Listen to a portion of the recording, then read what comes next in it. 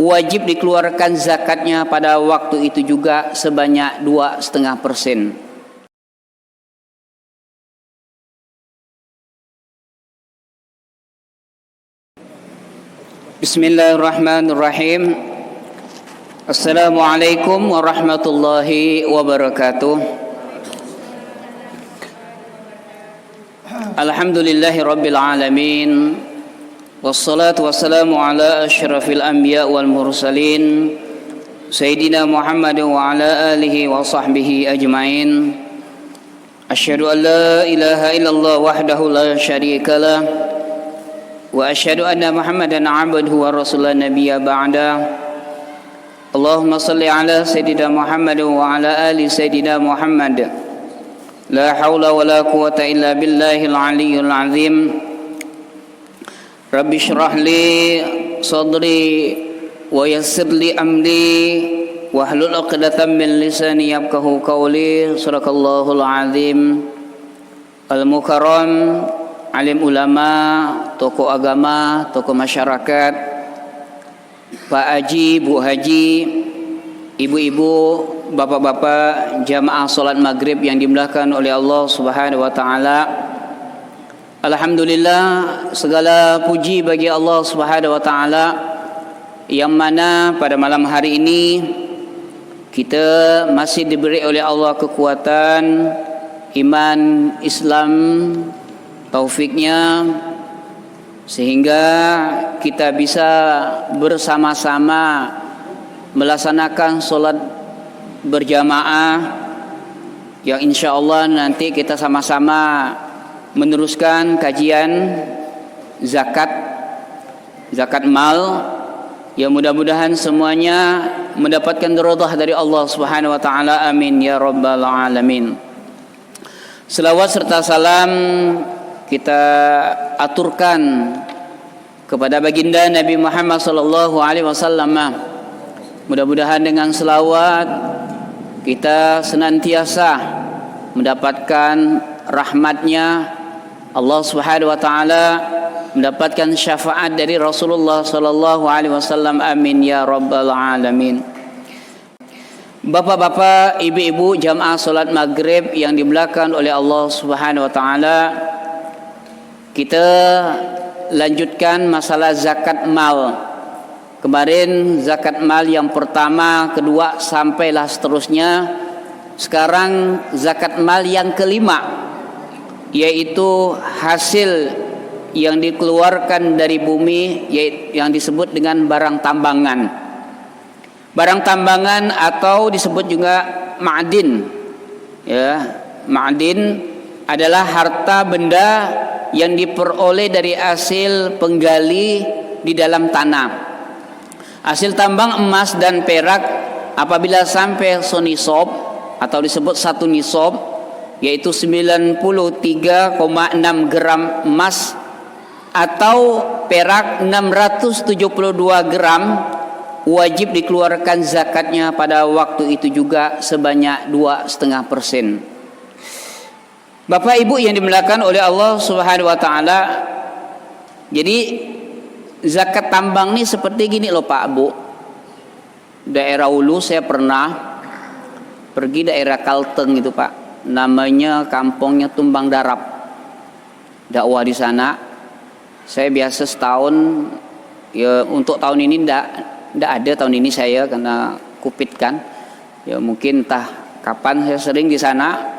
Dari 2009 saya ke Kalteng itu, Kalimantan Tengah, perbatasan Nangapinu. Itu nama kampungnya Tumbang Darap. Muslim di sana 80% Muslim, yang 20% campur.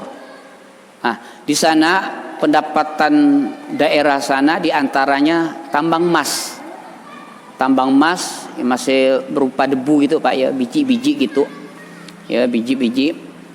Insyaallah. Jadi tukang tambang emas ini juga ada juga petua-petuanya Pak. Kalau beliau udah dapat emas yang bentuk emas benar, itu harus dikulum katanya. Kalau tidak dikulum, bisa-bisa emas itu lari lagi, dikuasai jin lagi. Itu petuanya. Jadi kalau kita udah dapat emas tuh, emas tuku ya, emas bertuku dah, Itu harus dikulum dulu, udah dikulum baru letak dikocek. Kalau tidak dikulum, maka emas itu akan hilang lagi dia. Itu salah satu petua orang sana. Ya. Jadi ibu bapak yang dimuliakan oleh Allah Subhanahu wa taala, jadi barang tambangan seperti itulah tadi, bijian-bijian emas tadi diolah, dikelola gitu, dibakar dengan api dan lain sebagainya, kemudian dia berbentuk jadi emas, ya, bentuk jadi emas, kemudian kita timbang-timbang dapat 100 gram atau 1 on, maka kita mengeluarkan zakat waktu itu juga. Besok gali lagi, cari lagi di tanah-tanah. Kalau yang di Tumbang Darab itu beliau mencari emasnya tuh itu di sungai, Pak. Jadi pakai gaya model penangguk gitu, diambil gitu. Ya di sungai-sungai. Ya, Sungai Nanga Pinung, Sungai Nanga. Ya, sungai Tumbang Darab ya namanya. Sungai Tumbang. Tumbang itu kan bahasa Dayak itu kan sungai. Ya, sungai. Tumbang itu sungai. Kalau Nanga, kalau orang Nanga Pinun, Nanga itu juga sungai. Tanya aja orang-orang Dayak atau orang Melayu, paham dia tuh. Nanga, Tumbang. Nah, Tumbang tuh kata orang Dayaknya Kalteng ya sungai. Insyaallah. Ketika beliau menambang emas atau perak yang masih mentah, belum dikelola gitu, ya, belum jadi emas benar, mau diproses. Ketika barang ini udah jadi emas, kemudian ditimbang sudah mencukupi satu nisab yaitu 93,6 gram, maka dia wajib mengeluarkan zakat 2,5% dari emas yang dikerjakan tadi. Ya, kalau mengerjakan seorangnya, lain dengan perusahaan-perusahaan gitu, tak tahulah saya. Ya hitunglah nanti berapa dia gaji nak buah sekian, dihitung dulu. Ya semua dihitung semualah. Itu emas tambangan ya. Yang kedua ada juga namanya rikas.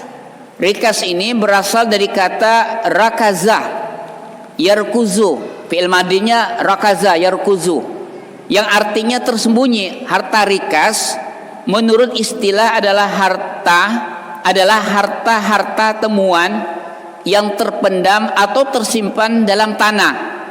Termasuk ke dalam harta, ya saya ulang lagi, termasuk ke dalam harta.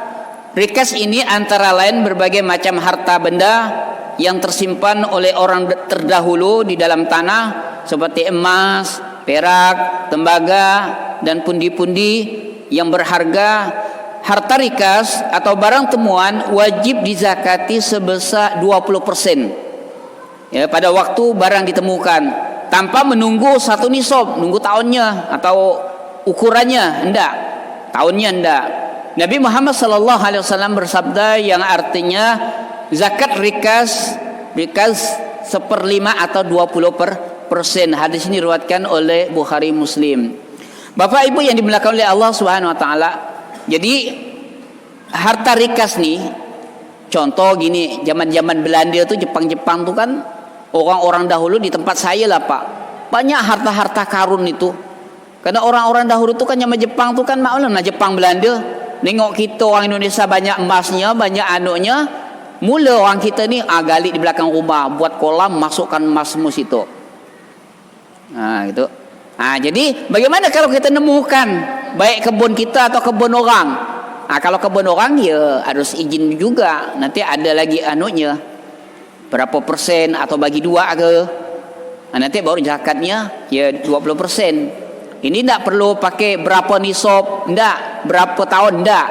Walhasil ketika kita menemukan harta karun ini di mana saja, apa ke kebun kita ataupun kebun orang, maka kita wajib mengeluarkan zakat 20% dari harga harta tadi itu. Berapa?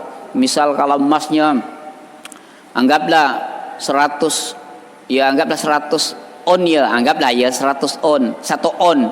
Ya kita mengeluarkan ya 20 gram lah kan. Jadi dari 100 gram jadi 20 gram kita keluarkan zakatnya. Zakat daripada harta karun ya, harta karun yang terpendam, yang tersembunyi. Bapak Ibu yang dimuliakan oleh Allah Subhanahu wa taala. Sama juga Pak, negara Yordania tuh.